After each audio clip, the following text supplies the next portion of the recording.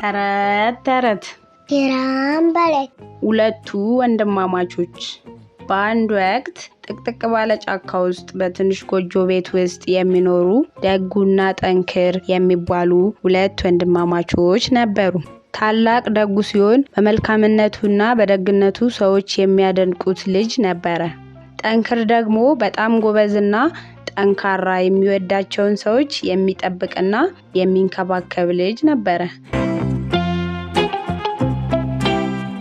ከዕለታት ባንዱ ቀን አባታቸው ታሞ አልጋ ላይ እያለ ልጆቹን ጠራቸው። በደከመ ድምጽ ሁለቱን ወንድማማቾች እንዲህ አላቸው። ልጆቼ አንድ በጣም ጠቃሚና ልዩ ነገር ልጠይቃችሁ። ሩቅ ጫካ ውስጥ የተደበቀ ትልቅ ስጦታ አለ። ከናንተ ውስጥ ማን ነው ይህንን ስጦታ ፈልጎ የሚያመጣልኝ ብሎ ጠየቃቸው። ሁለቱ ወንድማማቾችም የአባታቸውን ትዕዛዝ ለመፈጸም የቤተሰባቸውን የወደፊት ህይወት ጥሩ ለማድረግ መጓጓት ጀመሩ። ወንድማማቾቹ ትልቁ ስጦታ ወደ ተደበቀበት ጫካ ጉዞ ጀመሩ።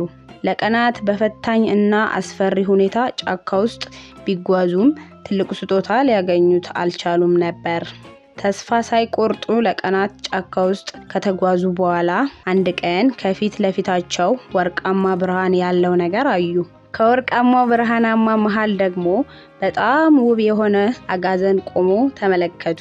አጋዘኑ ሁለቱን ወንድማማቾች እንደ ንፋስ ለስለስ ባለ ድምጽ እንዲህ አላቸው። ትልቁ ስጦታ ለማግኘት ከፈለጋችሁ እያንዳንዳችሁ ልባችሁ የሚላችሁን አድምጡ። ልባችሁን ካደመጣችሁ የምትፈልጉትን ነገር ታገኛላችሁ አላቸው። ጠንክር እንዲህ አለ። እኔ ከምንም በላይ ሀብትና ስልጣን ነው የምፈልገው ብሎ ደጉን ትቶ ወደ ጫካ ገባ። ደጉ ግን የአጋዘኑን ጥበብ ስለተረዳ እንዲህ አለ። እኔ ሌሎችን መርዳት ነው የምፈልገው በማለት ፍላጎቱን ጮክ ብሎ ተናገረ። ከዛ ቀጥሎ ደጉ የንፋስን ድምጽ ተከትሎ ወደ ጫካ ገባ። በመንገዱ ላይም የሰዎች እርዳታ የሚያስፈልጋቸው ቤት የሚሰሩ የሌላ መንደር ሰዎች አገኘ። በልቡ ደግነት ስለነበረ ሰዎቹን ቤታቸው እንዲሰሩ ረዳቸው። ሰዎቹም ቤት መስራት በመቻላቸው የተጎዳውን ስሜታቸው ተመልሶላቸው በደስታ መኖር ጀመሩ። በመጨረሻም ደጉ የሚያስፈልገውንና በልቡ የተመኘውን ማግኘት ቻለ። አጋዘኑ እንደነገረው ልቡ የሚለውን ስለሰማ ሁልጊዜ ሰዎችን በመርዳትና የቤተሰቡን ሕይወት ጥሩ እንዲሆን በማድረግ ምኞቱን ማሳካት ቻለ። በመጨረሻም ለአባቱ የሚሰጠውን ትልቅ ስጦታ ማግኘቱን ተረዳ።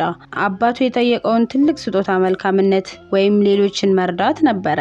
ደጉ የአባቱን ምኞት ማሳካት በመቻሉ በጣም ደስ አለው። ለመጨረሻ ጊዜ አባቱን የሚያስታውስበት የደግነት ስራ በመስራት አባቱን ተሰናበተ። ተረቴን መልሱ፣ አፌን በዳቦ አብሱ። ልጆችዬ፣ በሌላ ተረት እስከምንገናኝ ሰላም ሁኑልኝ።